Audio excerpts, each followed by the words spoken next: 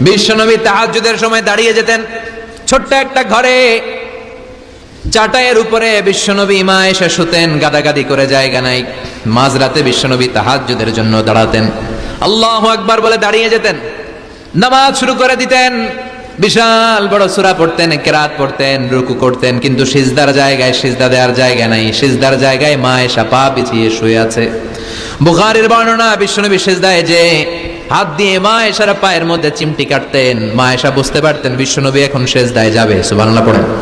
মা এসা বুঝতে পেরে পা দুইটা সরিয়ে নিতেন, বিশ্বনবী সিজদা দিতেন। সিজদা দিয়ে বিশ্বনবী যখন আবার দাঁড়িয়ে যেতেন, মা আয়েশা পা বিছিয়ে আবার শুয়ে পড়তেন। কি ইবাদত ছিল বিশ্বনবীর! হাত্তা তাতাওয়াররামু খাদামা। মা আয়েশা বলতেন বিশ্বনবী দাঁড়িয়ে থাকতে থাকতে এত সময় ধরে তাহাজ্জুদের সালাত পড়তেন, ওনার পা গুলো ফুলে এরকম টিউমারের মতো মোটা হয়ে যেত। সুবহানাল্লাহ পড়বেন না? দাঁড়িয়ে থাকতে থাকতে বিশ্বনবীর পা গুলো টিউমারের মতো মোটা হয়ে যেত। প্রথম রাকাতে বাকারা, আলে ইমরান পড়ে ফেলতেন। সুবহানাল্লাহ পড়েন। বিশ্বনবীর পা যেন ফেটে যাবে, এভাবে হাত বেঁধে দাঁড়িয়ে থাকতে থাকতে বিশ্বনবীর হাতগুলো বাঁকা হয়ে যেত, ব্যথা হয়ে যেত। বিশ্বনবী তখন হাত দুইটা ছেড়ে দিতেন। আবার যখন এনার্জি ফিরে পেতেন, যখন বিশ্বনবীর ভাল লাগতো, আবার হাত বাঁধতেন। পড়েন সুবহানাল্লাহ। তার মানে হাত ছেড়ে দিও নামাজ পড়া যায়, হাত ছেড়ে দিও। মালিকি মাযহাবের কিছু স্কলাররা ওনারা মত নিয়েছে, ওনাদের অনুসারীরা এরসাল করে, আমাদের দেশে কেউ বাদে এইভাবে, কেউ এইভাবে, কেউ এইভাবে। মালিকিরা বাদেই না, কেউ বাদবই না, কি করবি কর, আছে না নাই?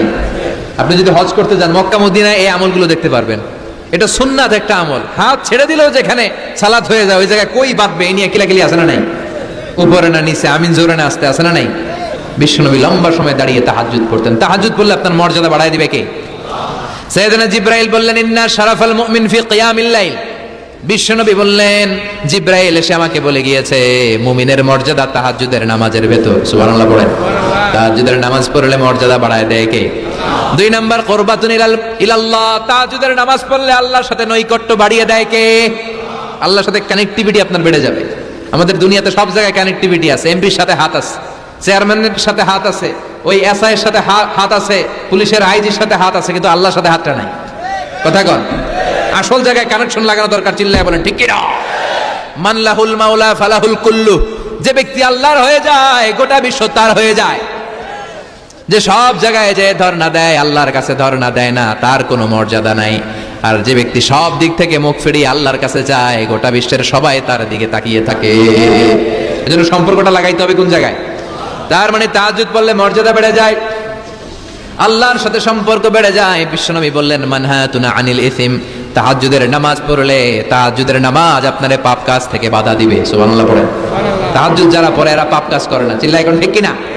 4 নম্বরে মুকাফফিরাতুন লিসাইয়্যাত। পাপ আর অন্যায় যদি কিছু হয়েও থাকে, তাহাজ্জুদের নামাজ পড়লে তাহাজ্জুদের নামাজ পাপগুলোরে ধুয়ে মুছে সাফ করে দেয়। এজন্য তাহাজ্জুদ পড়ার দরকার আছে না নাই? ঘুমের আরবিতে কিছু নাম আছে। ঘুমের একটা নাম হচ্ছে আন-নুআস। নুআস মানে ড্রোজিনেস। বাসে বসে আছেন, বাসও ঝুলে আপনিও ঝুলতেছেন, এরকম হয় না? ঝিমুনি, এটার বলে নুআস। আরেকটা হচ্ছে সামান্য হালকা লাইট স্লিপ, সামান্য ঘুম, এটার বলে পাওয়ার ন্যাপ। হালকা হালকা ঘুম, ঘুমও আসছে, আবার কে যেন কথা বলে ওইটাও শোনা যায়, এরকম ঘুম আসছে না নাই? এটার বলে সিনা। আরবিতে এটার কি কয়? সিনা। আরেকটা হচ্ছে ভালো ঘুম, এটার বলে নাউম। এটার কি বলে? তাহলে পাইলাম নুআস, সিনা, নাউম। আরেকটা হচ্ছে জন্মের ঘুম। কিরকম ঘুম? এমন ঘুম যেই ঘুমে ডাকলেও মানুষ ওঠে না, যেটা শেষ রাতে আমাদের যেই ঘুমটা হয়, রাত 3টা-4টার দিকে কম্বল টেনে টেনে আরেকটু ঘুমাইতে মনে চায়, এরকম একটা ঘুম আছে না নাই? এই ঘুমটাকে আরবিতে বলে হুজুদ। কি বলে? সবাই বলেন। এই হুজুদের ঘুমকে স্যাক্রিফাইস করে ওই টাইমে যে সালাতটা পড়া হয়, ওই সালাতকে আরবিতে বলে সলাতুল হুজুদ বা সলাতুত তাহাজ্জুদ।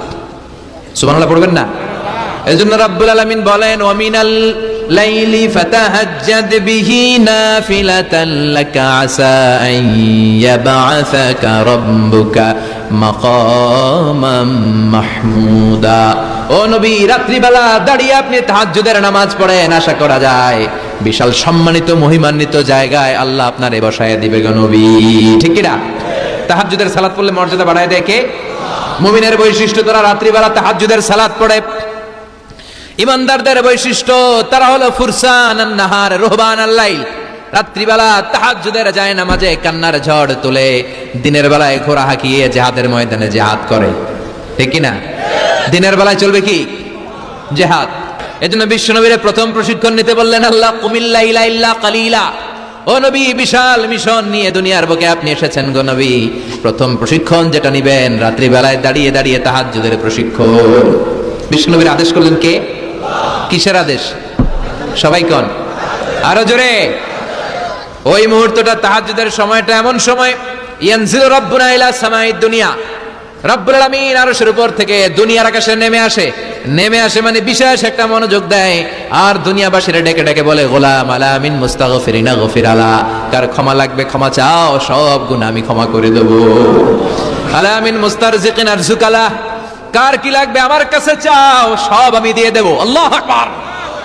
আলা মিন মুস্তাকসিন আকসুলা, যার জামা দরকার জামা চাও, জামা দেব। ক্ষমতা দরকার ক্ষমতা চাও, ক্ষমতা দেব। নেককার স্ত্রী দরকার, নেককার সন্তান দরকার, সন্তান চাও, সন্তান দেব। সব দেয়ার মালিক কে? কেউ যেটা পারে না পারে কে? কেউ যেটা দেয় না দেয় কে? কেউ যেটা বোঝে না বোঝে কে? আল্লাহ শেষ রাতে আম করে ডাকে, দেওয়ার জন্য ডাকে, কিন্তু চাওয়ার সময় আমাদের নাই।